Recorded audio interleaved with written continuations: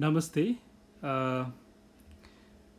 म आज सम्पूर्ण नेपाली दाजुभाइ तथा दिदीबहिनीहरूलाई एमाजोन प्लेटफर्मबाट कसरी प्रडक्टहरूलाई बेच्ने, कसरी प्रडक्टहरू सर्च गर्ने र कसरी प्रडक्टलाई कस्टमरसम्म पुर्याउने भन्ने कुरा देखाउन गइरहेको छु।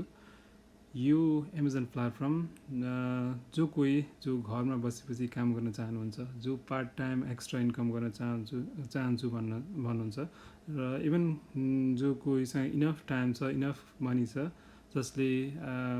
जसले फुल टाइम इन्कम बनाउन चाहन्छु भन्नुहुन्छ, उहाँहरूको लागि एकदम उपयुक्त हुनसक्छ। म एमाजोन वेयर हाउस पार्ट टाइममा मसँग भएको टाइमलाई युटिलाइज गर्दै दैनिक 1 देखि 1.5 घन्टा युटिलाइज गरेर म एक्स्ट्रा इन्कम बनाइरहेको छु। मैले यो प्लेटफर्ममा यी प्रडक्टहरू सेल गर्न थालेको लगभग अलमोस्ट इयर भयो। यो इयर पिरियडमा मैले धेरै कुरा रिसर्च गरेर, धेरै कुरा साथीभाइहरूसँग सोधेर र धेरै कुराहरू त इभन सेमिनारहरूमा गएर नलेजहरू ज्ञानहरू मैले हासिल गरेको छु। जुन ज्ञानहरू म यो युट्युबको मार्फतबाट जो यो एमाजोन युज गर्न चाहनुहुन्छ, एमाजोनबाट एक्स्ट्रा क्यास कमाउन चाहनुहुन्छ, उहाँहरूको लागि सेयर गर्न चाहन्छु। जुन स्क्रिनमा देखिरहनु भएको छ यो एमाजोन सेलर एप हो। म तपाईँहरूलाई यस स्क्रिनलाई अझै मजाले देखाउन चाहन्छु। यो एमाजोन सेलर एप तपाईँले जहाँ देखिरहनु भएको छ, यो एप युज गरेर तपाईँहरूलाई मन लागेका कुराहरू, जुन बजारमा अलिक डिमान्डिङ भएका कुराहरू, जुन सेलमा लागेका कुराहरू हुन्छन्, त्यस्ता कुराहरूलाई पर्चेस गरेर अनि एमाजोनका कस्टमरहरूलाई बेच्न सक्नुहुन्छ। र म तपाईँलाई पहिला एपको बारेमा जानकारी दिन चाहन्छु। यो एमाजोन सेलर एप यो एपको फेस हो। यहाँ तपाईँहरूले सम्पूर्ण जानकारीहरू पाउन सक्नुहुन्छ।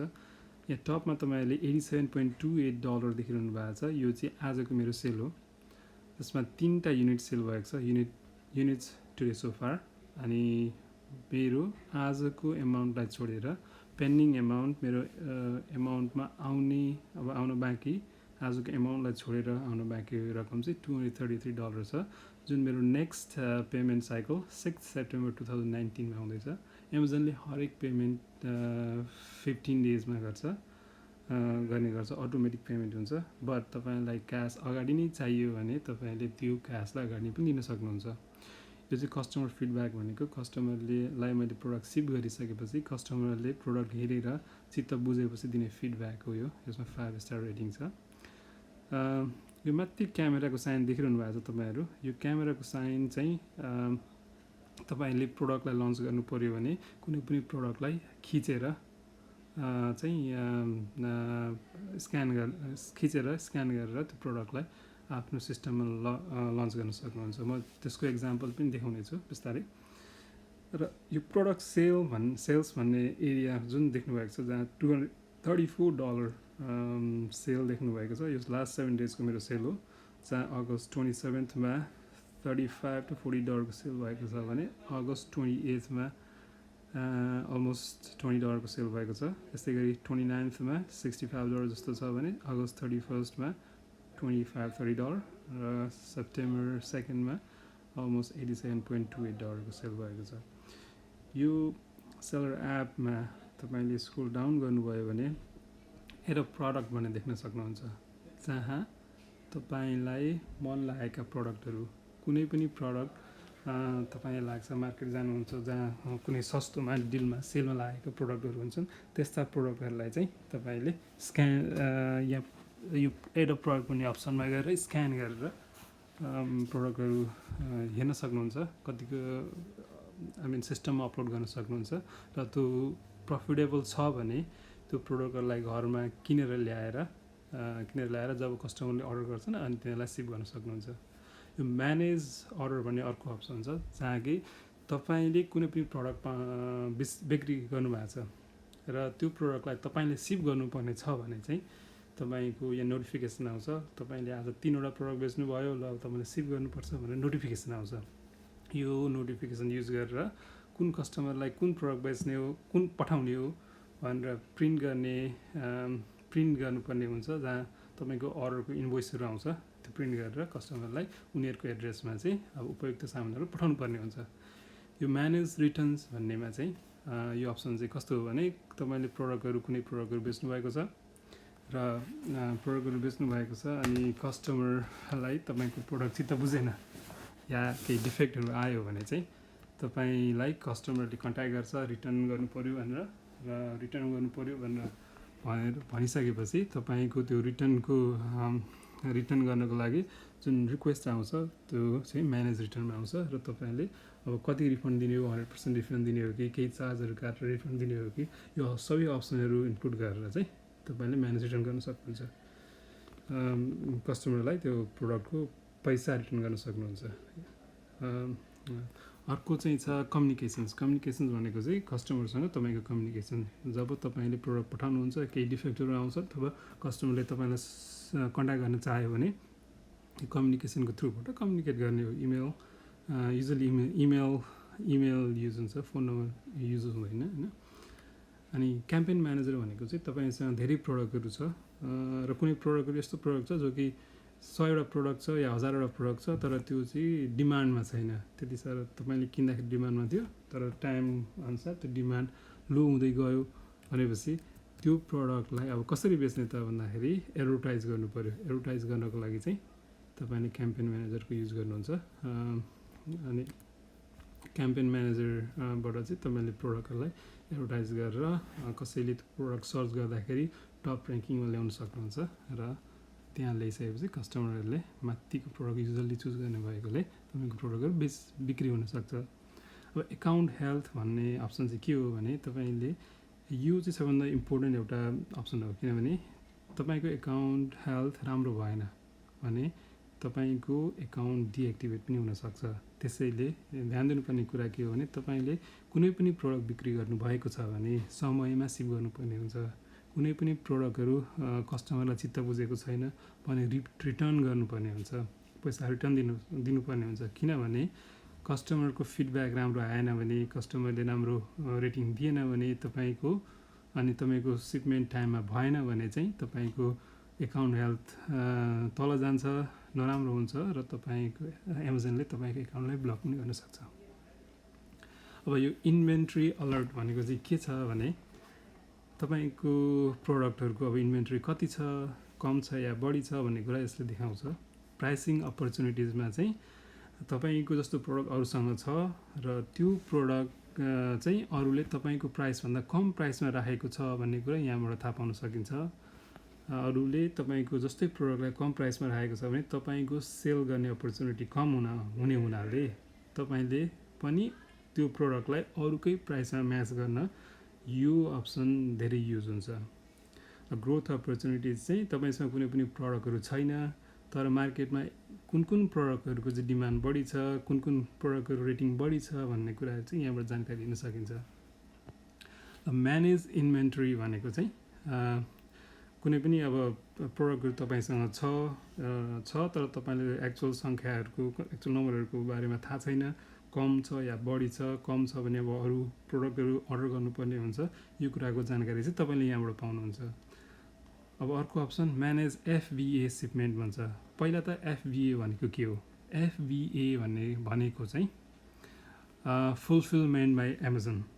यो FBA र प्राइभेट लेबलिङको बारेमा म अर्को एपिसोडमा कुनै दिन कुरा गरौँला। र FBA सिपमेन्ट भनेको चाहिँ म्यानेज FBA सिपमेन्ट भनेको चाहिँ कुनै पनि प्रोडक्ट तपाईँको प्रोडक्ट एमाजोनले प्राइम सिपिङमा सिप गर्ने हो भने कतिवटा प्रोडक्ट चाहिँ एभाइलेबल छ प्राइम सिपिङको लागि भन्ने कुरा चाहिँ यहाँबाट हामीले हेर्न सकिन्छ। म तपाईँहरूलाई अब प्रोडक्टलाई कसरी लन्च गर्ने भन्ने कुरा देखाउन चाहन्छु। प्रोडक्टलाई कसरी एड गर्ने भन्ने कुरा म देखाउन चाहन्छु।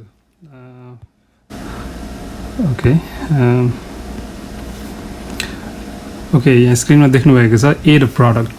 अब 2-3वटा तरिका छन् यसबाट एड गर्नको लागि। यहाँ सर्च भन्ने बक्समा गएर तपाईँले प्रोडक्टको नाम सर्च गर्न सक्नुहुन्छ। जस्तो मसँग यहाँ प्रोडक्टमा भएको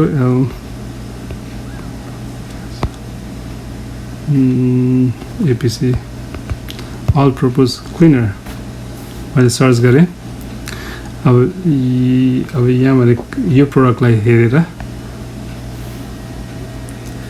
ओके Canadian price 298 मा छ fee is 648 so gross proceed भनेको 350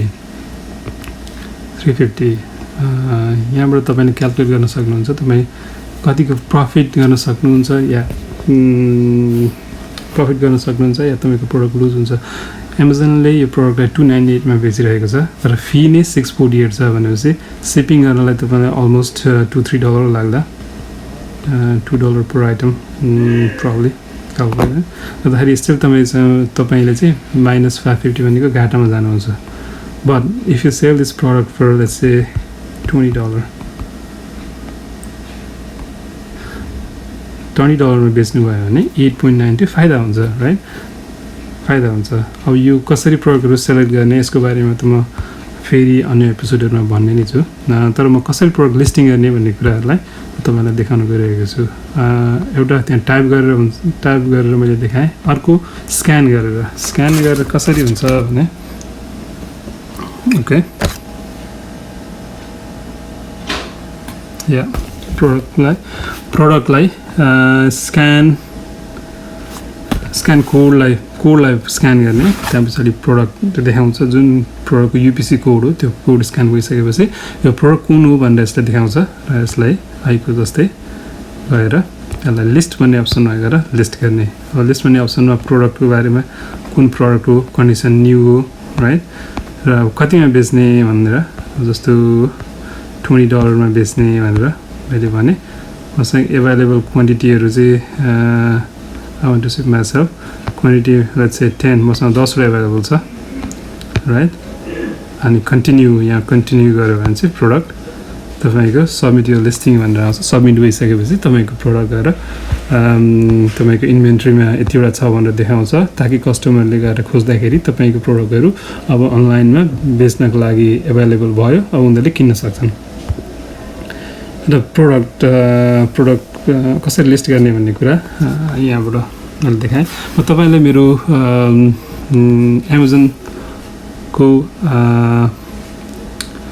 एमाजनको डेस्कटप भर्जन पनि देखाउन गइरहेको छु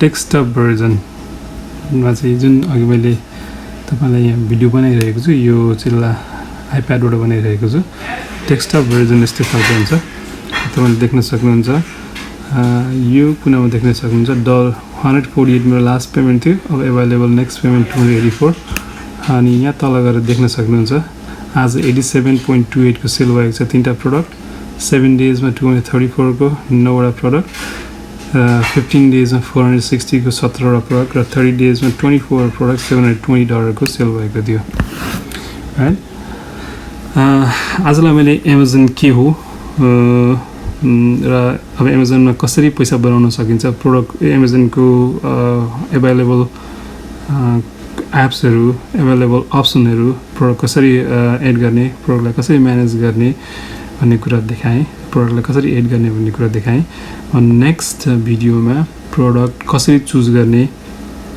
राइट प्रोडक्ट कसरी चुज गर्ने प्रफिटेबल प्रोडक्ट कसरी चुज गर्ने अनि प्रफिट कसरी पत्ता लगाउने भन्ने कुरा देखाउन गइरहेको छु प्लिज तपाईलाई अन्य जानकारी चाहियो अन्य जानकारी भिडियोको एमाजनमा सेल गर्नको लागि चाहिने अन्य जानकारीहरु या मलाई अरु कुनै कन्टेन्टको बारेमा एमाजन एप्समा बेच्नको लागि अरु कुनै पनि सब्जेक्टमा इन्फर्मेसन चाहियो भने मलाई मेसेज गर्नु होला या तलको लिंकमा सब्स्क्राइब गर्नु होला र मेसेज छोड्नु होला म त्यही मेसेज अनुसार भिडियोहरु बनाउँदै जानेछु आजको लागि म डिजिकी मेरो कम्पनी डिजिक्यू एमाजनमा म तपाईहरुसँग बिदा माग्न चाहन्छु धन्यवाद थ्यांक यू